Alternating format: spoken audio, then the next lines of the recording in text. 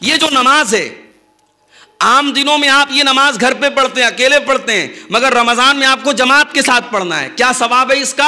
अल्लाह के नबी सल्लल्लाहु अलैहि वसल्लम फरमाते हैं, मन काम मअल इमाम हत्ता यनसरिफा, जो इंसान तहज्जुद की नमाज पढ़ता है, इमाम के साथ तरावी पढ़ता है, जमात के साथ तरावी पढ़ता है, कुतिबा लहू क़ियामुल लैला, उसको पूरी रात क़ियाम करने का सवाब मिलता है।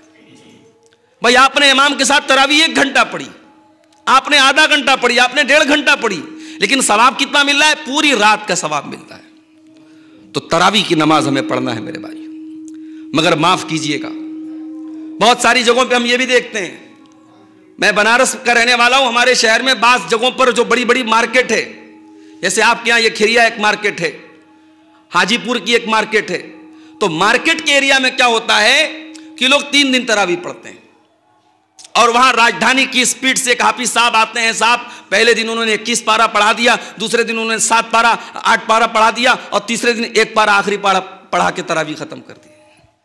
ये तरावी नहीं है, ये तरावी का मजाक है मेरे भाई।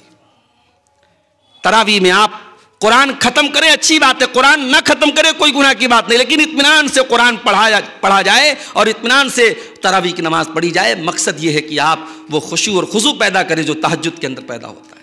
तरावी कोई फॉर्मेलिटी नहीं है, कोई बोझ नहीं है कि उतार दिया जाए। तो रमजान में आप सुकून के साथ तरावी की नमाज पढ़ें।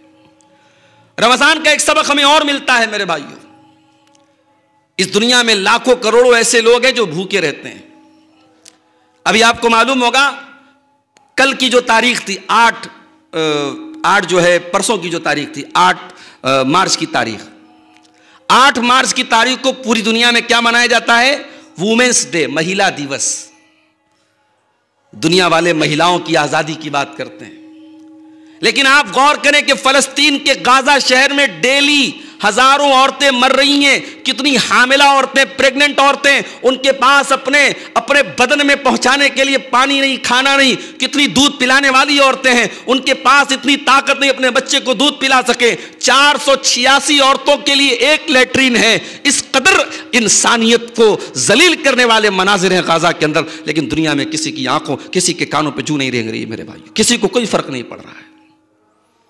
लाखों लोग, करोड़ों लोग दुनिया में भूखे रहते हैं, और यहां मुंबई और गुजरात में बड़े बड़े उद्योगपतियों के यहां शादी होती है, और एक शादी में, शादी के पहले की जो सेरेमनी है उसमें 9 अरब रुपये खर्च किए जा रहे हैं। नाचने गाने वाली को बुला करके 74 करोड़ रुपये देकर के नचवाया जा रहा है। बड़े बड़े सेलिब्रिटी को प्राइवेट जहाज से बुला करके उनको शादी में जो है पैसा दे के बुलाया जा रहा है। जिस देश में 85 करोड़ लोगों को फ्री में राशन देती है गवर्नमेंट, वहां यह हाल है मेरे भाइयों।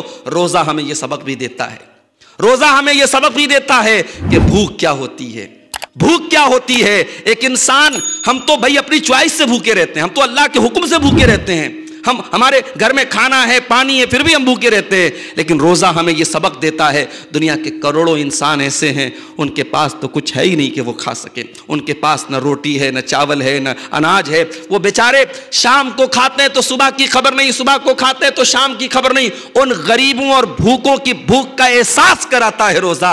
ये रोज़े का बहुत बड़ा सबक है मेरे भाइयों। जब रोज़ा शुरू हो, रमज़ान शुरू हो, तो अपने उन गरीब भाइयों के, उन भूखे प्यासे भाइयों के बारे में भी हम सोचा करें। और इसीलिए रमजान में ज्यादा से ज्यादा सदका और खैरात करना चाहिए। अल्लाह के प्यारे नबी सल्लल्लाहु अलैहि वसल्लम रमजान में सबसे ज्यादा सदका और खैरात करते थे। अल्लाह के नबी के बारे में अब्दुल्लाह इब्न अब्बास कहते हैं, कान अजवद मिन अर्रीहिल मुरसला। अल्लाह के रसूल जब सखावत करते थे, जब अल्लाह की राह में दान देते थे, सदका खैरात करते थे, तो तेज चलने वाली आंधी से ज्यादा आप सदका खैरात करते थे, और सबसे ज्यादा आपकी सखावत बढ़ जाती थी रमजान के अंदर। तो आने वाले रमजान में हम सदका खैरात भी ज्यादा ज्यादा करें। रमजान हमें एक और सबक देता है मेरे भाइयों, अल्लाह का डर क्या होता है। गर्मी का मौसम है, ज़ोहर की नमाज पढ़ने के लिए आप मस्जिद में आते हैं, फजर के टाइम आपने सहरी खाई थी, अभी तक आपके मुंह में भूख और प्यास के असर आते हैं। ज़ोहर का वजू करने के लिए आपने नल खोला, ठंडा ठंडा पानी आपके हलक के अंदर जा रहा है, आपके मुंह के अंदर जा रहा है। उस पानी के 2-4 कतरे आप अगर अपनी हलक के अंदर उतार ले, कौन देखने जाता है, कौन रिकॉर्ड करने जाता है। मेरे प्यारे भाइयों, वो कौन सी ताकत है सख्त प्यास के बावजूद और गर्मी के मौसम के बावजूद उस पानी को जो आपके मुंह में जा रहा है उसको हलक के नीचे उतारने से कौन सी ताकत रोक रही है? उसी ताकत का नाम तकवा है, उसी ताकत का नाम अल्लाह का डर है। रोजा हमारे दिल में अल्लाह का डर पैदा करता, अल्लाह का तकवा पैदा करता है। रोजा हमें यह सिखाता है कि अगर अल्लाह के हुक्म पर हम हलाल चीजों को छोड़ सकते हैं, खाना हलाल है, पानी हलाल है, बीवी हलाल है, और हलाल चीजों को अगर अल्लाह के लिए छोड़ सकते हैं तो सिगरेट को क्यों नहीं छोड़ सकते? शराब को क्यों नहीं छोड़ सकते? गुटखा को क्यों नहीं छोड़ सकते? खैनी को क्यों नहीं छोड़ सकते? गाली गलौज को क्यों नहीं छोड़ सकते? हराम काम को क्यों नहीं छोड़ सकते? जिस अल्लाह के हुक्म पर हम 1 महीना हलाल छोड़ सकते हैं, हराम भी छोड़ सकते हैं मेरे प्यारे भाइयों। इसलिए कभी रमजान को बोझ मत समझना। बाज़ लोग रमजान को बोझ समझते हैं। रमजान शुरू हो जाता है तो कहते अरे यार अभी तो 5वां रोजा चल रहा, अभी तो 25 दिन बाकी। माफ करना मेरे भाइयों, यह मोमिन की निशानी नहीं है, यह मुनाफिक की निशानी है जो रमजान को अपने ऊपर बड़ा भारी समझता है। अल्लाह के नबी जब रमजान आता था अपने सहाबा को वेलकम इस्तकबाल करते थे रमजान का, और अपने सहाबा को खुशखबरी देते थे। अल्लाह के नबी जब रमजान का महीना आता था खुतबा देते थे और खुतबे में कहते थे अताकुम रमजान, ऐ मेरे सहाबा रमजान का महीना आ चुका है, वो महीना आ चुका है जिसमें जन्नत के दरवाजे खोल दिए जाते हैं, जिसमें जहन्नम के दरवाजे बंद कर दिए जाते हैं, जिसमें सरकश शयातीन को कैद कर दिया जाता है, जिसमें एक रात ऐसी है जो 1000 महीने से अफजल है। अल्लाह के प्यारे नबी खुश होते थे। और एक बात और याद रखिए, रमजान में आप जब रोजा रखें, रमजान में जब आप तरावी की नमाज पढ़ें, रमजान में जब भी आप कोई नेकी का काम करें, 2 चीजें हमेशा याद रखिएगा मेरे भाइयों। 2 चीजें आपके अंदर हमेशा होनी चाहिए, वरना रोजे का कोई मतलब नहीं, तरावी का कोई मतलब नहीं। अल्लाह के नबी फरमाते हैं मन साम रमजान ईमानन वहतिसाबन गुफिर लहू मा तक़द्दम मिन ज़ंबी।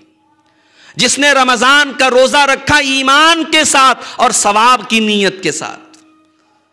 यह नीयत ना हो कि साहब हमें भूखे रहना है, हमारी सेहत अच्छी हो जाए, हमारी कैलोरी कम हो जाए, हमारा वजन कम हो जाए। आपको ईमान रखना है कि यह रोजा अल्लाह ने फर्ज किया है, इस तरावी का हुक्म रसूल ने दिया है, इस जो है तिलावत का हुक्म अल्लाह ने दिया है। आपको ईमान रखना है और सवाब की उम्मीद रखना है। ये 2 चीजें याद रखिएगा। अगर ये 2 चीजें हैं, ईमान है और सवाब की उम्मीद है, तो आपको तरावी की नमाज भारी नहीं लगेगी, आपको रोजा भारी नहीं लगेगा, आपको कुरान की तिलावत भारी नहीं लगेगी। रमजान में कुरान कसरत से पढ़ा करो मेरे भाई।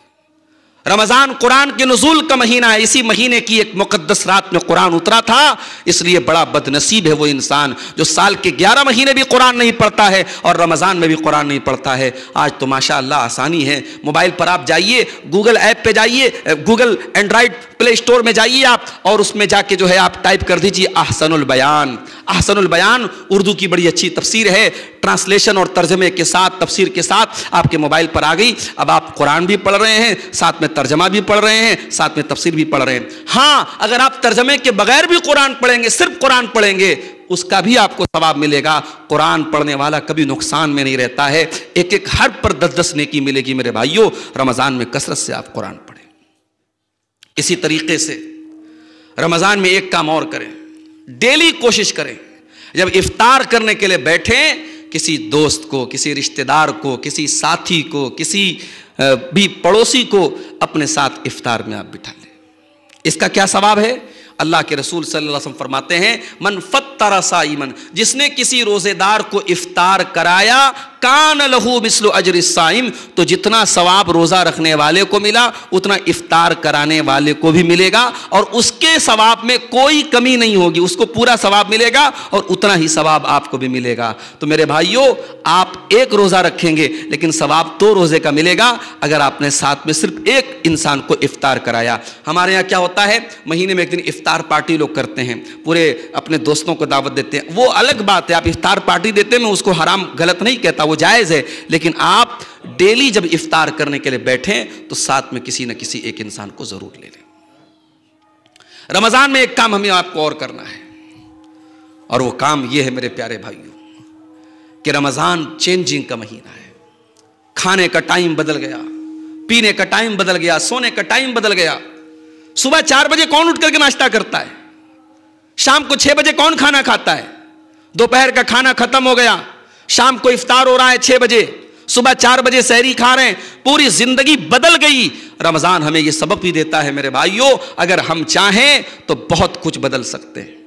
इंसान अगर यह कहता है साहब मुझे इस बात की लत लग गई, मेरे अंदर ये गंदी आदत आ गई। हमारे बाज़ नौजवान हैं मोबाइल पर गंदी चीज़ें देखने की बुरी लत लग गई। बाज़ नौजवान हैं उनको जो है ज़िनाकारी की अल्लाह ना करे लत लग गई। बाज़ नौजवान हैं शराब की और नशे की लत लग गई। मैं कहता हूं दुनिया की कोई लत है, अगर अल्लाह का डर दिल में है, अगर अल्लाह का तकवा दिल में है और इंसान ठान ले कि मुझे ये चीज़ छोड़ देना है, रमज़ान हमें ये सबक देता है कि हम बुरी से बुरी आदतों को छोड़ सकते हैं, बदल सकते हैं मेरे भाई।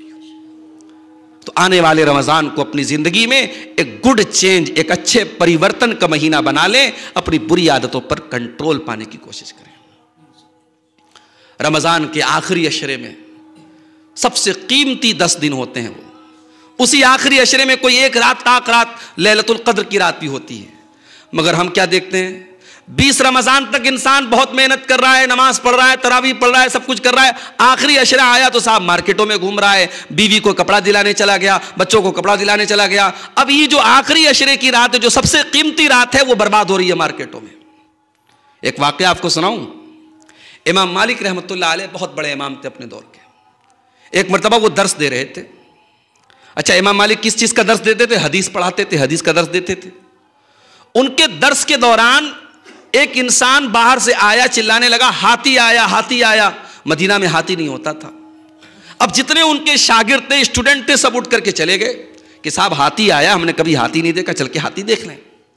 इमाम मालिक का एक शागिर्द था जिसका नाम था यहया बिन यहया लैसी। वो बेचारा बैठा था। इमाम मालिक ने कहा भाई तुम क्यों नहीं गए? सारे तलबा चले गए हाथी देखने, क्या तुम पहले हाथी देख चुके हो? तो उसने बड़ा प्यारा जवाब दिया यहया बिन नबी यहया लैसी ने। उसने कहा इमाम साहब इन्नमा क़दिमतुल मदीनत लिअरा मालिकन ला लिअरा फ़ीलन। कहा कि मैं मदीना इसलिए नहीं आया हूं कि मैं हाथी देखूं, मैं मदीना आया हूं इमाम मालिक से हदीस का दर्स सीखने के लिए। मैं हाथी देखने नहीं जाऊंगा, वो 10 मिनट मेरा बर्बाद हो जाएगा। इसका मतलब यह हुआ कि इमाम मालिक के उन तमाम शागिर्दों में सिर्फ एक शागिर्द ऐसा था जिसको पता था कि मेरे आने का मकसद क्या है, और उसने उस मकसद को बर्बाद नहीं किया। और उसका रिजल्ट ये निकला कि जब इमाम मालिक दुनिया से चले गए तो उन्होंने जो हदीस पढ़ाई थी, उस हदीस की एक किताब तैयार हुई।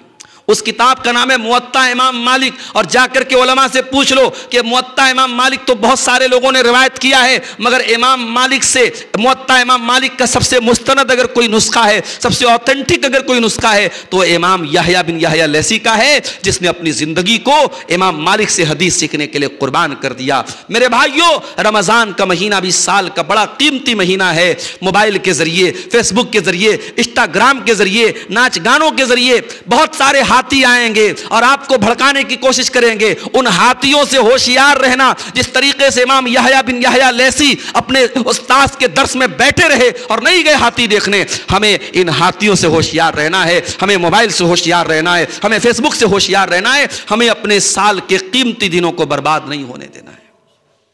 बड़ा बड़ा कीमती टाइम होगा मेरे भाई।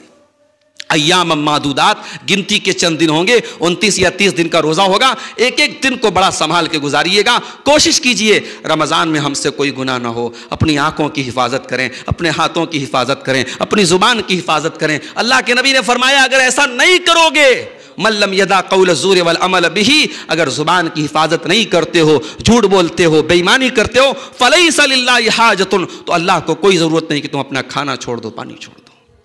इसलिए मेरे भाइयों, आने वाले रमज़ान में हम रोज़ा रखने के साथ साथ अपनी ज़ुबान की, अपने आँखों की और अपने हाथों की भी हिफाजत करें। अपने वक्त को बर्बाद होने से बचाएं।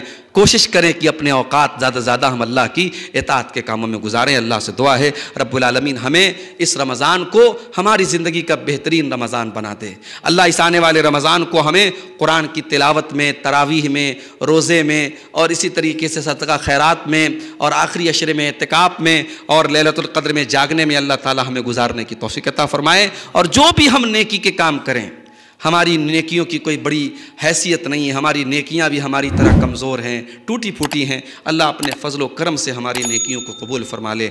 आमीन। व आखिर दावाना अनिल हम्दुलिल्लाहि रब्बिल आलमीन। वस्सलामु अलैकुम व रहमतुल्लाहि व बरकातुहू।